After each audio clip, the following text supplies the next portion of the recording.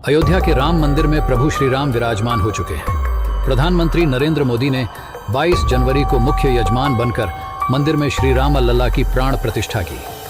प्राण प्रतिष्ठा के बाद पीएम मोदी ने राम मंदिर परिसर में मौजूद लोगों के सामने 11 दिनों का व्रत खोला। पीएम नरेंद्र मोदी ने 11 जनवरी को 10 मिनट 50 सेकंड का एक ऑडियो मैसेज जारी किया था, जिसमें उन्होंने बताया था कि वह यम नियम का पालन करेंगे। 11 दिनों के उपवास के दौरान पीएम मोदी ने सात्विक भोजन किया। वह सिर्फ नारियल पानी पर रहे। अपने व्रत के दौरान पीएम मोदी जमीन पर कंबल बिछाकर सोए थे। 11 दिनों के व्रत के दौरान पीएम मोदी ने 4 राज्यों के 7 मंदिरों में दर्शन किए। अपने भाषण के दौरान पीएम मोदी ने कहा, अपने 11 दिन के व्रत अनुष्ठान के दौरान मैंने उन स्थानों का चरण स्पर्श करने का प्रयास किया जहां प्रभु राम के चरण पड़े थे। मेरा सौभाग्य है कि इसी पुनीत पवित्र भाव के साथ मुझे सागर से सरयू तक की यात्रा का अवसर मिला।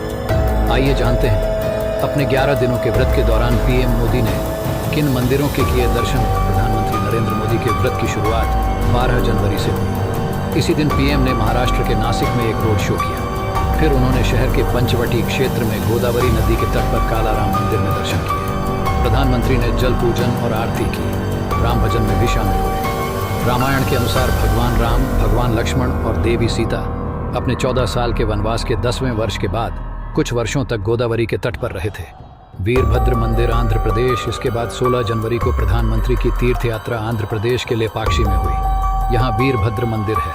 पीएम ने मंदिर में विशेष पूजा अर्चना की। उनकी भक्ति में लीन तस्वीरें भी वायरल हुई थीं। रामायण में लेपाक्षी का जिक्र मिलता है। माना जाता है कि इसी स्थान पर विशाल पक्षी जटायु ने देवी सीता को लेते जाते हुए रावण को रोका था। जटायु ने यहीं पर प्राण त्यागते हुए प्रभु श्री राम को माता सीता के अपहरण की जानकारी दी थी। उन्हें भगवान राम ने मुक्ति प्रदान की थी। गुरुवयूर मंदिर और त्रिप्रयार श्री रामास्वामी मंदिर केरल 17 जनवरी को तीर्थ यात्रा के लिए केरल पहुंचे। पीएम ने गुरुवयूर मंदिर और त्रिप्रयार श्री रामास्वामी मंदिर में दर्शन किए।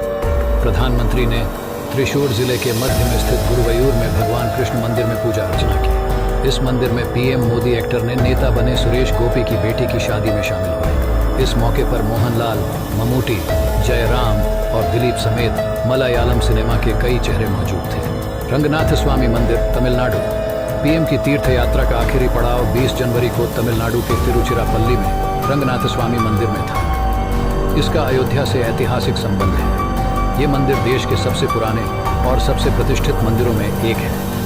इस मंदिर में भगवान विष्णु की सोई हुई मुद्रा में प्रतिमा है, जिन्हें श्री रंगनाथ स्वामी के नाम से जाना जाता है। वैष्णव साहित्य के अनुसार इस मूर्ति का संबंध अयोध्या से है। ऐसा माना जाता है कि भगवान राम ने विष्णु की प्रतिमा विभीषण को सौंपी थी और उसे इसे लंका ले जाने का निर्देश दिया था। अरिचल मुनाई में दर्शन। इसके बाद पीएम ने अरिचल मुनाई के पास समुद्र तट पर भगवान राम के मंदिर में भी पूजा की। पीएम ने यहाँ पुष्पांजलि अर्पित की और योग भी किया। श्री कोठंडा रामस्वामी मंदिर में पूजा। 20 जनवरी को ही पीएम मोदी ने श्री कोठंडा रामस्वामी मंदिर का दौरा किया, जो धनुषकोडी और अरिचल मुनाई की ओर जाने वाले रास्ते पर है। अयोध्या में प्राण प्रतिष्ठा से पहले प्रधानमंत्री मोदी ने रामलल्ला की प्राण प्रतिष्ठा के लिए 11 दिन का उपवास और जप किया था। भगवान राम की प्राण प्रतिष्ठा के बाद गोविंद गिरी जी महाराज ने पीएम मोदी का व्रत खुलवाया। जो चरणामृत पीकर पीएम ने व्रत खोला, उसमें बेहद खास चीजें थीं। प्रधानमंत्री मोदी को राम जन्मभूमि तीर्थ क्षेत्र ट्रस्ट के कोषाध्यक्ष गोविंद गिरी जी महाराज ने प्राण प्रतिष्ठा के बाद भगवान राम का चरणामृत पिलाया। इस चम्मच चरणामृत में बेहद खास चीजें मिली हुई थी। इस चरणामृत में 5 मुख्य सामग्रियां मिली थी: दही, दूध, शहद, तुलसी, घी। प्रधानमंत्री ने श्री राम लल्ला की प्राण प्रतिष्ठा से पहले 11 दिन के अनुष्ठान के दौरान उपवास, जप और गाय की पूजा की। वे 11 दिन तक फर्श पर सोए और सिर्फ नारियल पानी पीकर फल खाकर रहे। मोदी इस दौरान रामायण से जुड़े 4 राज्यों के 7 मंदिरों में दर्शन पूजन भी करने गए। इस महान तप के बाद वो पल आया जब पीएम मोदी ने 140 करोड़ भारतीयों की ओर से रामलला की प्राण प्रतिष्ठा में मुख्य यजमान का दायित्व निभाया। सारे कार्यक्रम संपन्न होने के बाद मोदी ने अपना उपवास तोड़ा। राम जन्मभूमि तीर्थ क्षेत्र ट्रस्ट के कोषाध्यक्ष गोविंद गिरी जी महाराज ने मंच से कहा कि हमने तो पीएम से बस 3 का उपवास करने के लिए कहा था, लेकिन उन्होंने 11 दिन का उपवास रखा। स्वामी गोविंद गिरी ने कहा कि हमने 3 दिनों के लिए भूमि शयन जमीन पर सोने को कहा, लेकिन इतनी ठंड के मौसम में उन्होंने 11 दिन भूमि शयन किया। इस दौरान प्रधानमंत्री मोदी भी भावुक हो गए। गोविंद गिरी जी महाराज ने आगे कहा कि ये महापुरुष हमारे बीच मौजूद हैं। पीएम मोदी किसी महापुरुष से कम नहीं है। रामाय रामभद्राय रामचंद्राय वेदसे रघुनाथाय नाथाय सीताय पतिये नमः।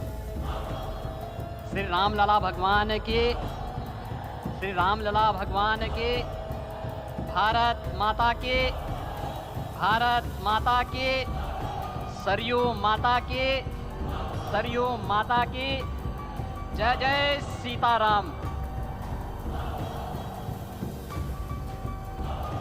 रामोत्सव के आज के इस कार्यक्रम के मुख्य अतिथि दुनिया के सबसे लोकप्रिय राजनेता भारत के माननीय प्रधानमंत्री आदरणीय श्री नरेंद्र मोदी जी, राष्ट्रीय स्वयंसेवक संघ के माननीय सरसंघ चालक श्रद्धेय डॉक्टर मोहन भागवत जी, प्रदेश की माननीय राज्यपाल श्रीमती आनंदीबेन पटेल जी, श्री राम जन्मभूमि तीर्थ क्षेत्र न्यास के अध्यक्ष पूज्य महंत नृत्य गोपाल दास जी, श्री राम जन्मभूमि तीर्थ क्षेत्र न्यास के कोषाध्यक्ष पूज्य स्वामी गोविंद देव गिरी जी, महासचिव सम्मानित श्री चंपत राय जी, देश के कोने कोने से यहाँ पर पधारे पूज्य संतजन, अपने अपने क्षेत्र के नेतृत्व देने वाले सभी उपस्थित महानुभाव, रामोत्सव के इस पावन पर्व के अवसर पर आदरणीय प्रधानमंत्री जी का मैं आप सबकी ओर से हृदय से स्वागत करता हूं, अभिनंदन करता हूं। इस अवसर पर पधारे राष्ट्रीय स्वयंसेवक संघ के सरसंघ चालक आदरणीय डॉक्टर मोहन भागवत जी का, अन्य समागत अतिथियों और महानुभावों का मैं हृदय से स्वागत करता हूं, अभिनंदन करता हूं। प्रभु रामलला के भव्य दिव्य और नव्य धाम में पधार